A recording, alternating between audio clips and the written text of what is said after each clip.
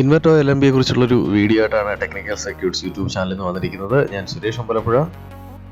നമുക്കെന്തായാലും ഇൻവെർട്ടോ L M B എന്താണ്, അതിൻ്റെ യൂസ് എന്താണ് ഒക്കെ ഒന്ന് ഡിസ്കസ് ചെയ്യാം. അതായത് ഇൻവെർട്ടോ എൽ എം ബി എന്ന് പറയുമ്പോൾ നമ്മൾ ഒരു high gain low noise L N B ആണിത്.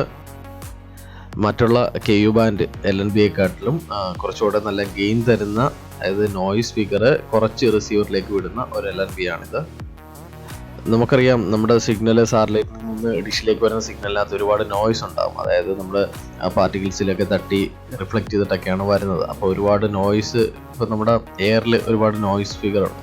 അപ്പോൾ അത് നമ്മുടെ സിഗ്നലുമായിട്ട് ഒരു ഇൻ്റർഫറൻസ് വരുന്നുണ്ട്. അപ്പോൾ അതുമായിട്ട് തട്ടി റിഫ്ലക്റ്റ് ചെയ്തിട്ടൊക്കെ മാറ്റങ്ങൾ വരുന്നുണ്ട് സിഗ്നൽ. അപ്പോൾ ആ ഒരു നോയ്സ് ഒക്കെ ചേർന്നിട്ടാണ് സിഗ്നൽ നമുക്ക് ഡിഷിലേക്ക് കിട്ടുന്നത്.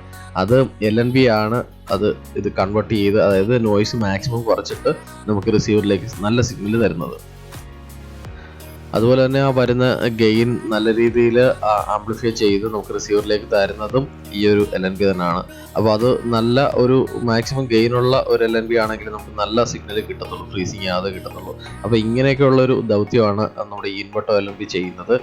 നോയ്സ് ഫിഗർ മാക്സിമം കുറച്ചിട്ട് നമുക്ക് റിസീവറിലേക്ക് തരും. ഇത് K U band L N B ആണ്. അതായത് നമ്മുടെ ഓഫ്സെറ്റ് ഡിഷിലാണ് Inverto L N B use ചെയ്യുന്നത്.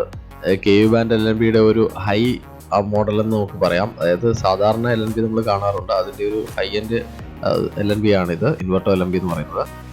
അതുപോലെ തന്നെ എടുത്തു പറയേണ്ട ഒരു കാര്യം, അവരുടെ ഒരു ഡിസൈനും അതുപോലെയൊക്കെ തന്നെയാണ്. കാരണം ഒരു ഓഫ്സെറ്റ് നമ്മൾ ഡിഷിൽ ഔട്ട് ഓഫ് കവറേജ് സാറ്റലൈറ്റ് ഒക്കെ ട്രാക്ക് ചെയ്യാനായിട്ട് ഒരു ബെസ്റ്റ് എൽ എൻ ബി ആണിത്. അതായത് നമ്മുടെ എയർസാറ്റ് അല്ലെങ്കിൽ അങ്ങനെയുള്ള ഇവിടെ കവറേജ് കുറവായിട്ടുള്ള സാറ്റലൈറ്റ് നമുക്ക് യൂസ് ചെയ്യാൻ വേണ്ടിയിട്ടാണ്, അതായത് ട്രാക്ക് ചെയ്യാൻ വേണ്ടിയിട്ടാണ് ഇങ്ങനെയുള്ള എൽ എൻ ബി യൂസ് ചെയ്യുന്നത്.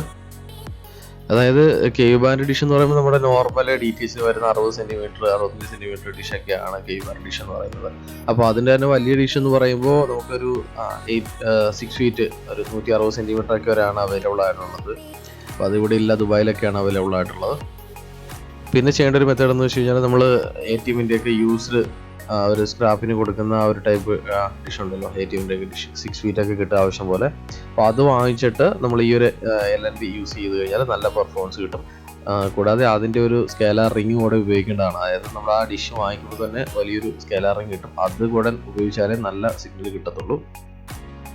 ഇതുപോലെ തന്നെ ഔട്ട് ഓഫ് കവറേജ് സാറ്റലൈറ്റ് നമുക്ക് സി ബാൻഡ് പ്രൈം ഫോക്കസ് ഡിഷിൽ ട്രാക്ക് ചെയ്യാൻ വേണ്ടിയിട്ടാണ് സ്റ്റാർ ഗോൾഡ് ഫ്യൂജി ഉപയോഗിക്കുന്നത്. അതും ഇതുപോലെ തന്നെ high gain low noise L N B ആണ്, K U band L N B ആണ്. അത് specially designed for prime focus C band ഡിഷിന് വേണ്ടിയിട്ടാണ് ഡിസൈൻ ചെയ്തിരിക്കുന്നത്. ഇത് നമുക്ക് ഓഫ്സെറ്റിന് വേണ്ടിയിട്ടാണ് ഈ ഒരു Inverto L N B design ചെയ്തിരിക്കുന്നത്. സാധാരണ നമ്മുടെ 65 സെൻറ്റിമീറ്റർ DTH ഡിഷിലൊക്കെ തന്നെ സിഗ്നൽ ട്രാക്ക് ചെയ്യാൻ വേണ്ടി ഈ ഒരു എൽ എൻ ബി വെച്ച് കഴിഞ്ഞാൽ അതിൻ്റെ പെർഫോമൻസ് നല്ല രീതിയിൽ നമുക്ക് അറിയാൻ പറ്റും.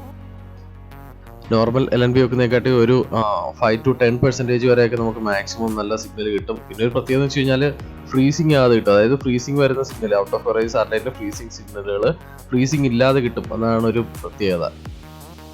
ഓക്കെ, ഞാനെന്തായാലും വീഡിയോ വൈൻഡപ്പ് ചെയ്യാണ്. നിങ്ങൾ ആദ്യമായിട്ടാണ് എൻ്റെ യൂട്യൂബ് ചാനൽ കാണുന്നതെങ്കിൽ ഒന്ന് സബ്സ്ക്രൈബ് ചെയ്യുക, വീഡിയോസ് മാക്സിമം ലൈക്ക് ചെയ്യുക, മാക്സിമം വീഡിയോസ് ഷെയർ ചെയ്യുക. Okay, thank you.